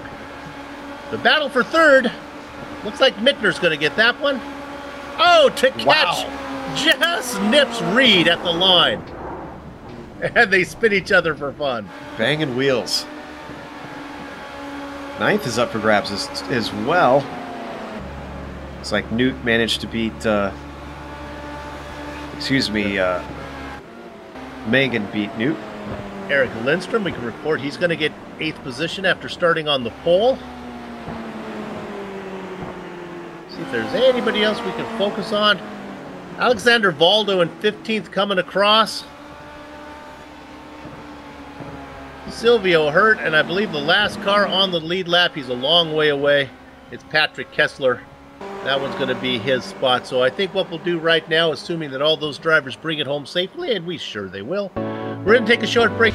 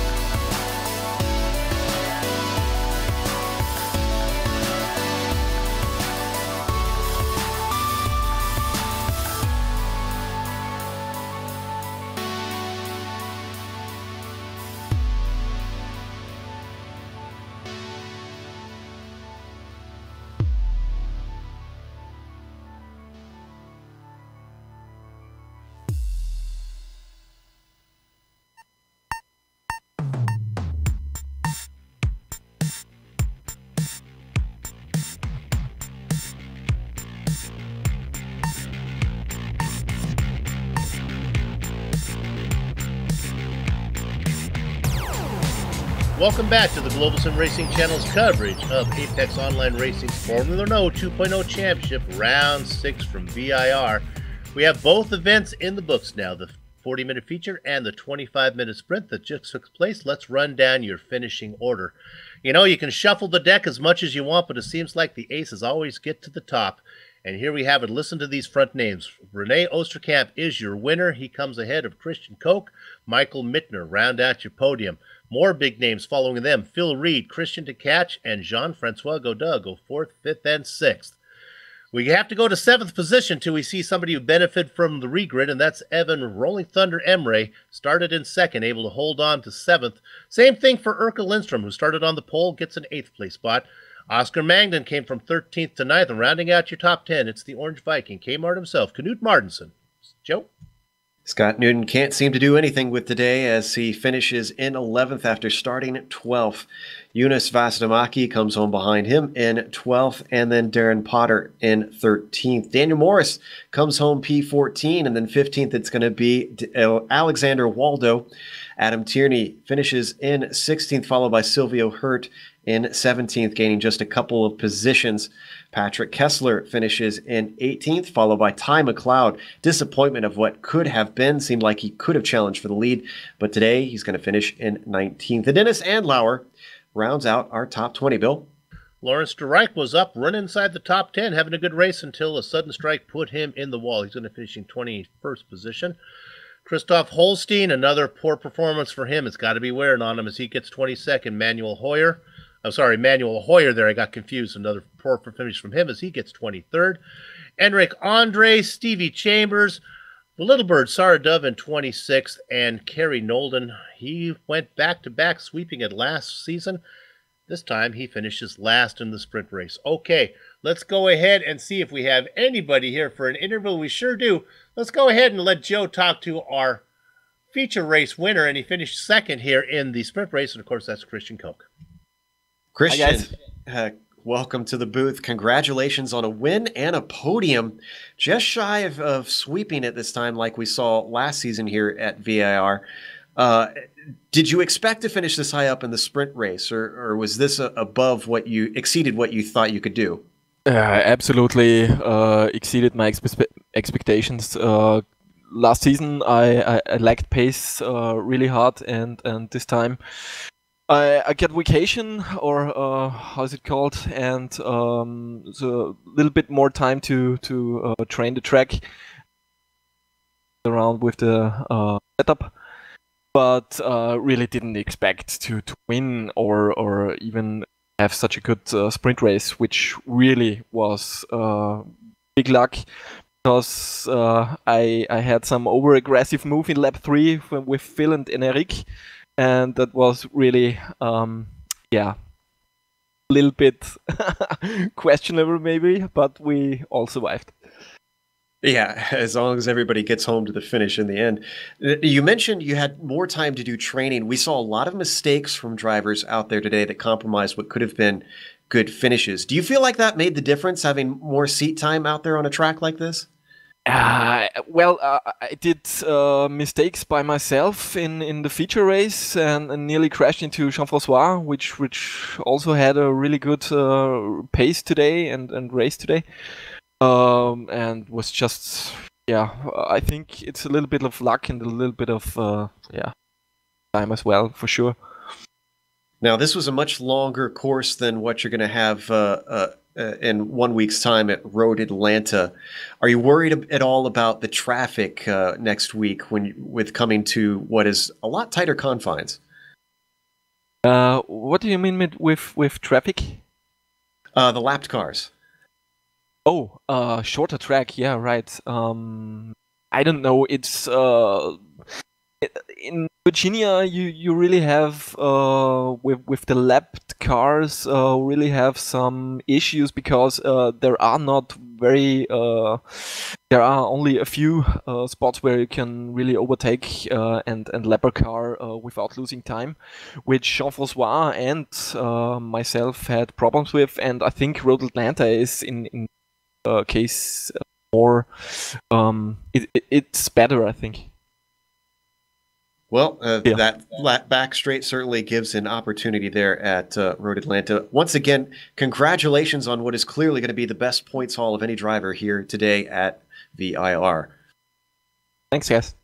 That's Christian Cook, your winner and second place finisher between the main race and sprint race, respectively. Bill, you're talking to Scott Newton.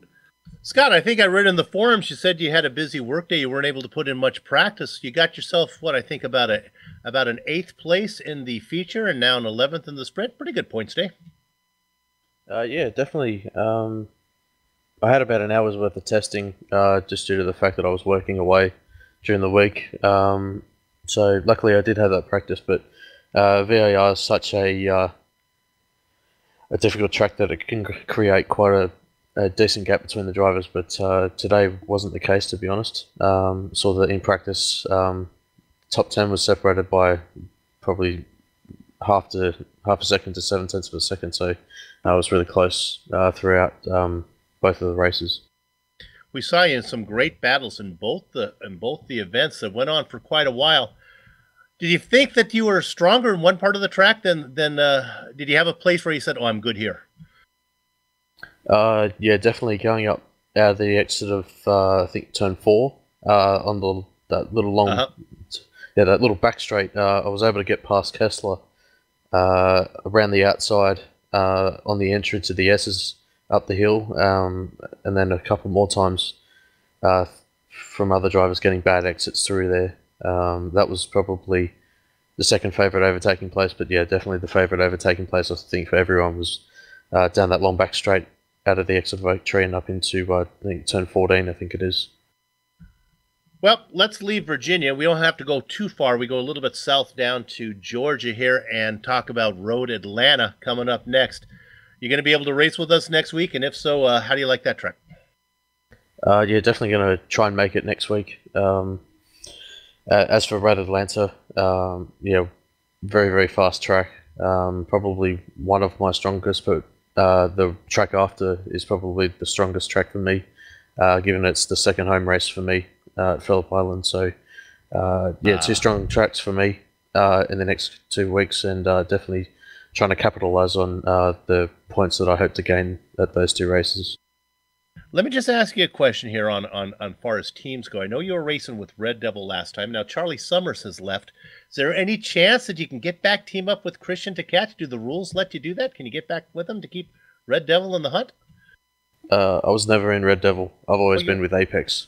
Oh, that's right. I was you were with Apex. I apologize. Yeah, that was my bad. I'm getting old. Well, congratulations on the win today. See, I'm really getting old. On the points today, and good luck as we go to Atlanta. Yeah, no, it's just that, Bill. Scott Newton there, as I had a little bit of a senior moment there, I think. Got confused there. All right, that'll do it for us. If I can find my way to the script to close up shop. I'd like to thank Scott Newton for that interview and apologize for him for that misunderstanding that I had, but also thank him for also giving us our lap guide that he did for us.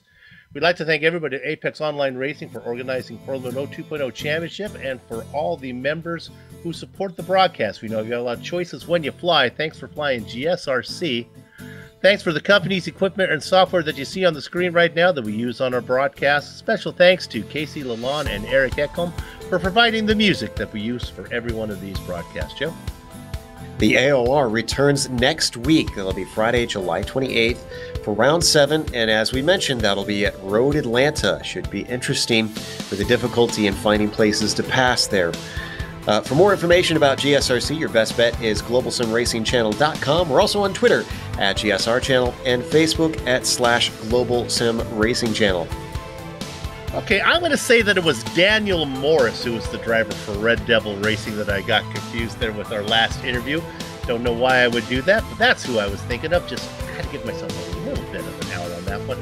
All right, and with that said, as I've embarrassed myself even more, on behalf of the man whose voice you just heard, Joe Peak, Amjad Yaman, and of course Doug Beard, our camera guru, I'd like to thank all of you for watching.